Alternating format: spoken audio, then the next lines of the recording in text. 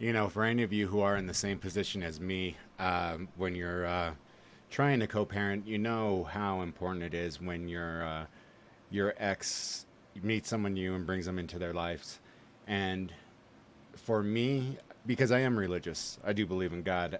Just because I don't preach, you know, doesn't make me a non-believer. Like the one thing, and I know I always go off topic, but it has something to do with what I'm talking about.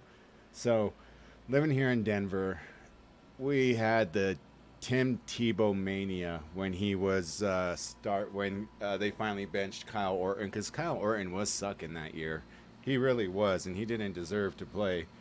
So of course they bring in the all-time greatest quarterback in college, arguably, and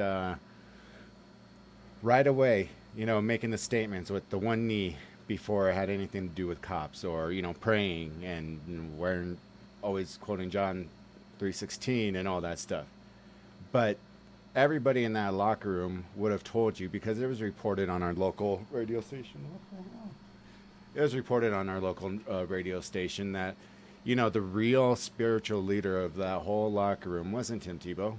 It was freaking Brian Dawkins, the all-time great, safety. Uh, will be in the Hall of Fame. I think he might be in the Hall of Fame already. I'm not sure. I'll have to check up on that. But the point that I'm getting to is that I always have faith, and I put my faith that whoever this ex-psycho of mine is with is treating my daughter well. And it's shit like this that scares the living hell out of me. So I hope you guys will give this a listen to and, just kind of hear for yourself how crazy and nuts this is. Because while it may not, I'll just let you watch it.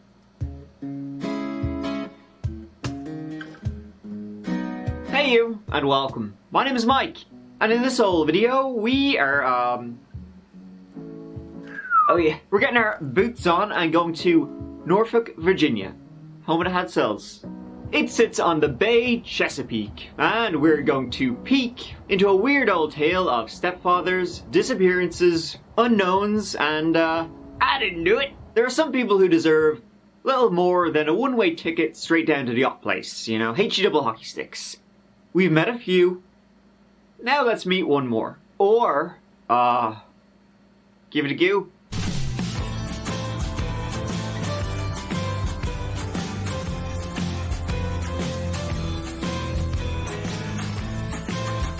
He reminds me of the type of guy that if you were to get into a shit contest, a shit speaking contest with somebody, like you'd say something just out of fun, where it doesn't get heated or anything. Like, when you mess with your friends or whatever, he seems like the guy that's going to top you every time. I don't know why.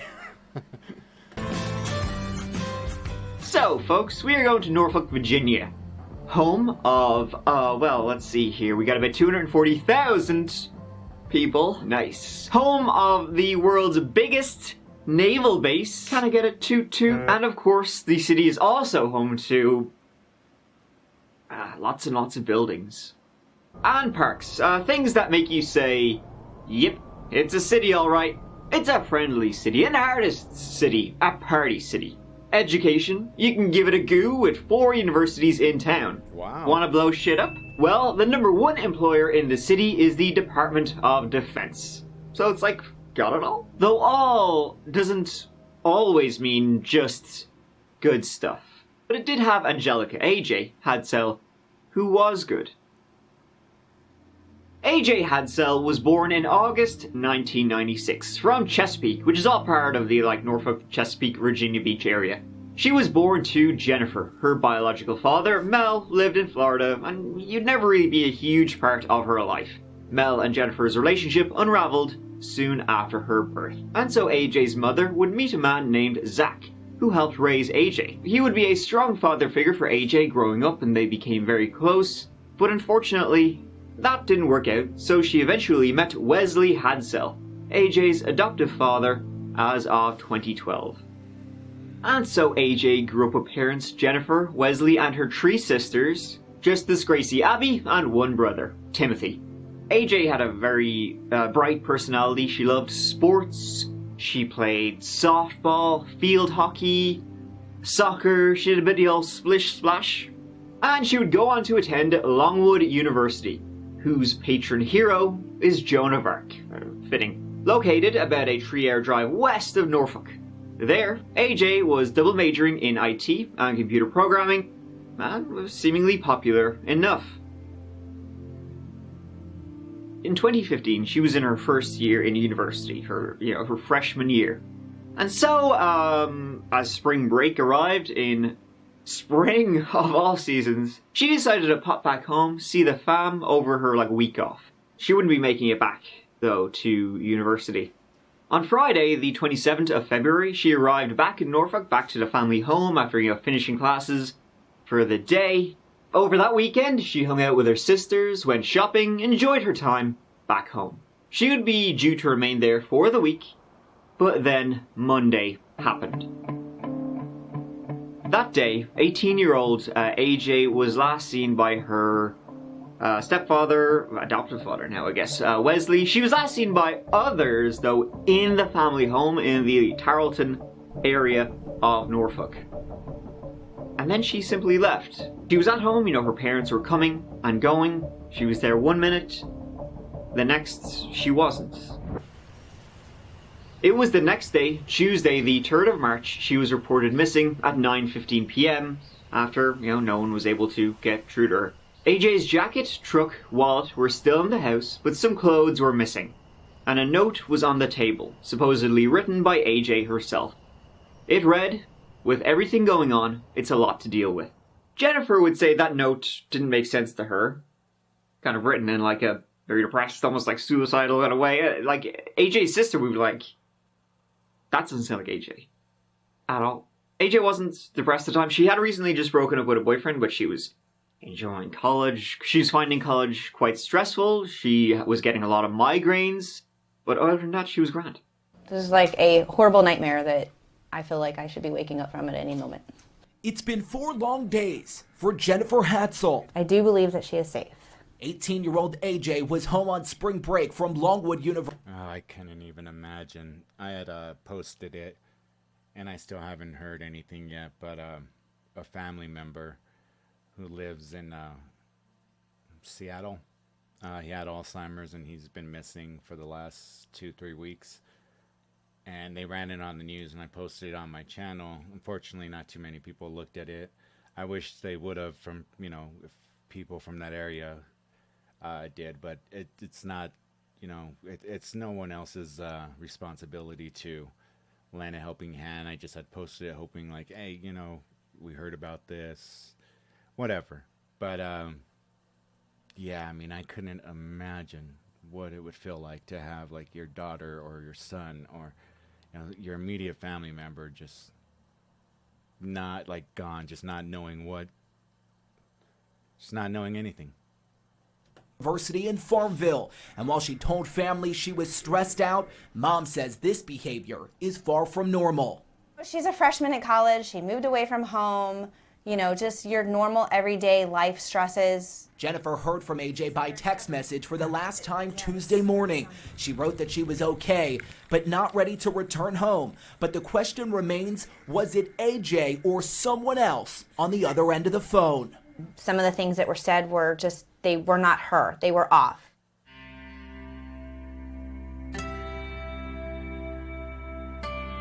When people arrived back home to the AJ Les house, it seemed like she had just been there as well. There was music playing, on the speakers.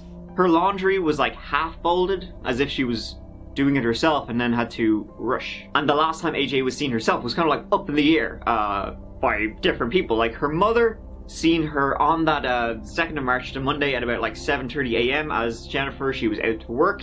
She seen AJ that morning. Then later on in the day, Wesley said he met her at a gas station. Yeah, give her a few bob, broke college student and all that. And then a neighbor would say later on that evening, they seen her driving down the road. The search for missing AJ was on, with, at the time, no indication of foul play, but they needed to know she was okay. The leads were few and far between to begin, and they had sweet fuck all to go on. A few days into the search, a neighbor was interrogated by police for 12 hours after he found a piece of her credit card in the street beside his home. He had dated AJ in middle school and lived just around the corner, but the police were taking this very seriously. Now, this neighbor who found a piece of her credit card outside his house, and like I said, he had dated AJ in middle school and they remained friends. His name was Corey French, and he would later go off and join the army, like he was joining it just a couple of days later. But after the investigation into missing AJ began, he had a terrible time, poor fella. One time he opened his front door to find a box. Written inside the box was, "We know," like the Dark Brotherhood were after him. And another incident was when Wesley Hadsell, distraught father, just trying to find his daughter, he broke in to Corey's house, having a hunch Corey had something to do with whatever happened to AJ. For some reason, I guess because he found the credit card and, must have had something to do with it, Wesley became convinced, absolutely convinced, that Corey was behind whatever happened to AJ. And so when Corey was out one day, he broke into his house, he punched his dog, a St. Bernard, son of a bitch, but his break-in wasn't for naught. Wesley found AJ's jacket in Corey's house, if you can believe it. Tired. Wesley then said to one of AJ's friends, who's helping to search, "Hey, guess what? In to Corey's house, having a hunch Corey had something to do with whatever happened to AJ."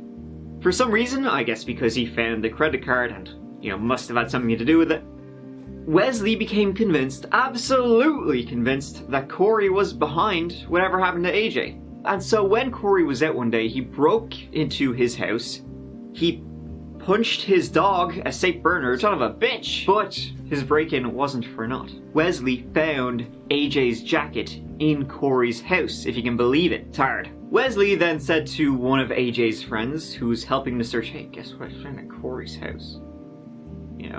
By the way, he also would go around saying he had lots of guns, and was a member of the Aryan Brotherhood. Okay, I think he was trying to intimidate AJ's friends who were helping to search. Have you ever freaked out and thought I'm you so sorry lost your about wallet? this, guys. Then this wallet's for is you. the first time I've this just has happened. discovered- Shit. To the point where they were the ones who actually pointed out, yeah, AJ's jacket is in the house and the police. There's two reasons. I didn't transfer my money over to my checking account, which usually takes it directly from this. But also, I told you guys that I filmed 2 commercials for YouTube. So it's supposed to be airing pretty soon. So I've been eagerly anticipating that. And they don't want to tell you, the company that hired the filmmakers to tell you when the commercial's coming out. So that's another reason. So if you start seeing a little bit more commercials, it's because I'm trying to look for that. Went in and found it. But how did it get there? Because Corey would take a lie detector test. He would willingly give all his DNA, and he had a rock-solid alibi for the day AJ disappeared. And he was like, "Whoa, what's your jacket doing in my house?" Huh? Yeah, it's as weird as it sounds, and there's something about Wesley. Me, besides him being a sack of shit who would punch a dog.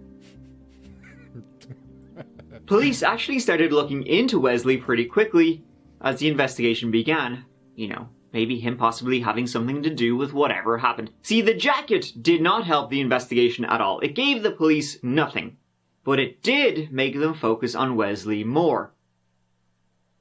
And the police pretty swiftly figured out that, well, the most logical thing is that Wesley actually just broke into his house and planted the jacket there. So Wesley actually got in shit for interfering with the investigation. Now, Wesley also had quite a lengthy criminal history going back to 1996. I'll zip through it a little bit, because as I said,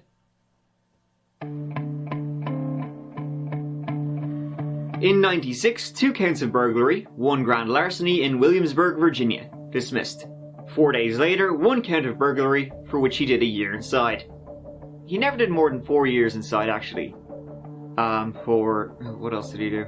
We got burglaries, forgery, assault, domestic violence, rape, kidnapping, and bank robbery. What an upstanding citizen. And just a few weeks before the disappearance of AJ in February 2015, Wesley had actually been kicked out of the house by Jennifer. Because he was, on the drugs. He was acting erratically and doing a lot of, the El Schnockta, the Devil's Dandruff. Jennifer tried to help him. She tried holding interventions for Wesley, but it didn't seem to work. and so he was out 85,000 and he moved into a motel near the family home. And so Wesley seemed determined to blame Corey for AJ's disappearance. This, ended up backfiring and casting more suspicion on himself. 4 weeks and still no trace of missing teenager Angelica Hadsell. But friends and family are not giving up hope, and tonight another show of support and prayers that she will be found. And then we were talking on our 5 o'clock news earlier from an interview we did previously about how you guys are still strongly under the impression that AJ is out there, that she's alive. Are you still under that impression? Yes, definitely. And then what do you want people to know about Angelica that are at home right now that, a month later? Just, there's a lot of support out here for her, and I hope to continue to see more support as, the days go, however long that may be, hopefully not too much longer. She's a great kid, and we just want her home. Perfect, thanks so much. And this is Andre, friend Andre, very close to the search. Now, so Wesley was probably the last person, definite confirmed person to have seen AJ on March the 2nd, right? There was a neighbor who said they thought they saw her that evening, but meh. So he was in work that day. He worked for a plumbing company, and he said he had to run out before midday. He had to go meet AJ at a gas station and give her like $200, just she was a bit light in the old wallet. So that's what he said. He went off and did it, and then he came back at about 2 p.m. back into work, and when he did, his coworkers said he was agitated. So police later searched the 38-year-old Wesley's motel room. There they found bullets, and that was a big no-no with his criminal history. He was charged with possession of ammunition as a felon. By the way, his eyelid tattoos say game over. Boy howdy, he nailed that one. You're told these charges are not connected to Angelica's disappearance. Yeah, Deanna, Wesley Hadsell was arrested on charges of obstructing justice, possessing ammunition after a felony, and breaking and entering. He doesn't deny any of those charges, but one thing he does deny from jail is that he knows anything about where Angelica could be tonight. I do anything for my daughter, my wife, my kids, and they make it sound like I do anything to keep myself out of trouble. Hadsell believes his daughter was taken, which is why he says he broke into the home of the person he believes took his daughter against her will March 2nd. I couldn't sit a minute away from where my daughter may have been. Hadsell admits to breaking in and spending roughly 18 minutes inside the home, tearing through trash cans, peeling back carpet, even punching the family's dog out of anger. A search of the couch uncovered Angelica's jacket, he says. Found my daughter's jacket in his couch, rolled up behind the cushion. It's my daughter, Angelica Hadsell. She's been missing since March 2nd. Here it is, I do believe it's March 25th. It's 23 days. No contact, no communication, no social media, no anything.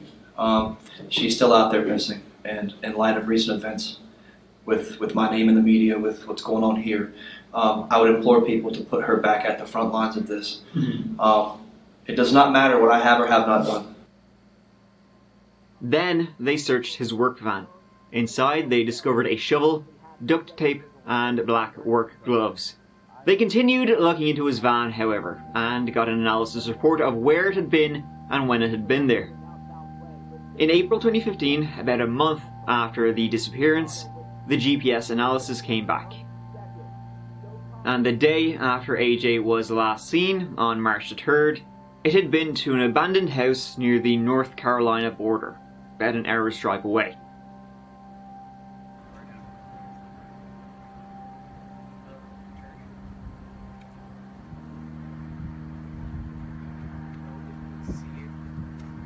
Police visited that location, and snooping around, eventually they discovered, buried in a ditch, Angelica Hadsell.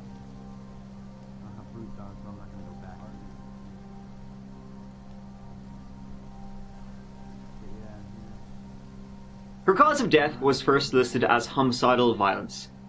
She did have bruises, multiple bruises on her face. It wasn't determinable if she had been sexually assaulted, but her pants were down. Later, though, it would appear her cause of death was heroin poisoning. She had 3 times the lethal dose in her system.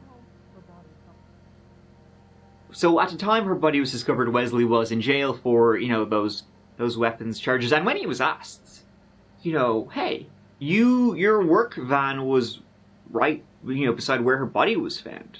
How do you explain that? He was just like, well, I did happen to be out there for a job. Squinky dink. Coincidence. I don't know how. Look at yourself, worrying about music licensing. What you need is an art. How she ended up at that house? Coincidences. I don't know what the coincidences mean.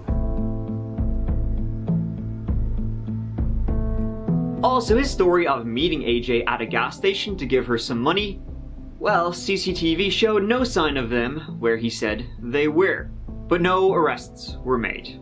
Wesley was already sitting in jail for the weapons possession charges. In fact, he would, much later, get 10 years for that. In jail, he would say he's being set up. Set up? Go on. It leaves a lot of room for questioning. I think it looks like a coincidence as well as the other coincidences, but how many coincidences can one family deal with before it breaks? So he would say the GPS locator in his work van, that led them to Angelica's body, he would say that's removable. It's detachable. So somebody else, could have driven to Angelica's where her body was left, and then, taken it out, put it back in his van to make it look like his van had been the one to drive there, when he said that's not the case at all. You're mistaken. So if they were to track your GPS, would they find that you were near that home? Mm-mm. If they track, I gave them my phone voluntarily too.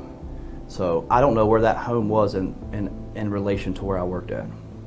So you were in the same county where her body was found. Correct. The day after she disappeared. Correct.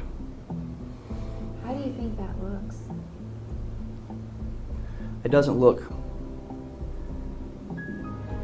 Now CCTV would also show he had definitely been in that area because he was seen at like an ATM security camera. So. And I'm not going to sit here and have my daughter's name dragged through the mud any kind of way. She did not use drugs. She was murdered. As sure as I sit here today, I am convicted in my heart that my daughter was murdered. She didn't do this to herself. And no one's ever going to make me believe that. And I will defend her until my last breath. Because as I said before, I'm her voice. I am convicted. It's interesting he's saying that, though, because no one ever said otherwise. So I don't know where he's getting this from. People were pretty sure she was murdered. But, of course, Wes, when I find the bastard, he actually continually does that throughout the interview. I have nothing to hide as far as I didn't hurt my daughter. I didn't help her get away from the house or help her get to Southampton. I have no knowledge of it. Where is he getting the idea that he was helping her? Nobody said that. I swear to you that I didn't hurt. At a point I could agree with Mike, but then at the same time, though, too, media is gonna, he's a piece of shit. It's too obvious, the coincidences. But, at the same time, he's preemptively already, making up excuses as to why it wouldn't be him, and that's just a criminal for you. And he's anticipating answering these questions so it gets it off the lips of, the reporters. Hurt my daughter? I don't know who did, and if I did, I wouldn't protect him. Well, that explains it then. Let him out! In November 2018, 3.5 years after AJ's death, Wesley would be charged with her murder. In 2020, Weasel went on trial. Though on the second day, a mistrial was declared. The prosecution and the defense couldn't agree on what parts of Wesley's criminal history the jury should hear and see. His second trial would begin in January 2022. The prosecution said that while AJ was home on the morning of the 2nd of March, listening to music, folding laundry, he came into the house and abducted her. His motive? Well, he was being kicked out of the house, he was back on drugs, and soon he'd be removed from the family entirely. See, AJ herself had learned of his drug use and was uneasy around him. He wanted something from the family, and so he took AJ and sexually assaulted her. He kept her for at least a day, and then he would hold her down and inject her with a lethal amount of heroin. Wesley's drug dealer would take the stand also. This was in return for immunity from drugs charges he was facing. And he would say, yep, he sold Wesley coke and heroin on the 3rd of March, the day after AJ went missing. Of course, then he dumped her body and tried to make it look like Corey French had done it by breaking in and planting AJ's jacket on the couch. Stupid friggin' plan. The defense said that no, AJ was depressed. She had recently broken up with her boyfriend, and so she overdosed herself. But wait, didn't he say earlier? She didn't do this to herself. And no one's ever going to make me believe that. And I will defend her till my last breath. What a murder charge will do to a motherfucker. AJ had no history of drugs and was very happy. And tests of her hair could confirm she had never been using drugs before. As you can see, this was a very poor defense. And it took the jury less than 1 hour to find him guilty.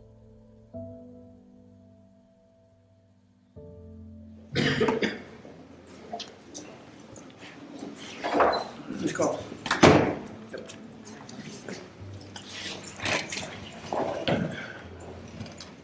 All right, ladies and gentlemen, in the gallery, we will have no, I understand this is a difficult case for lots of See, I people hate here. now that judges are doing that because people are going to have their natural feelings and their natural inclinations to be pissed, to be, you know, sad or whatever. Now judges are telling them, you know, oh, you know, I don't want to see any feelings coming out of you. So fuck you, judge. We have no outbursts. We will have no demonstrations from anybody in the courtroom. Would you please stand? On the charge of first-degree murder, we, the jury, find the defendant, Wesley Paul Hatzel, guilty as charged in the indictment. Ladies and gentlemen of the jury, is this your verdict? And so say you all. On the 4th of April, 2022, he was sentenced to life in prison.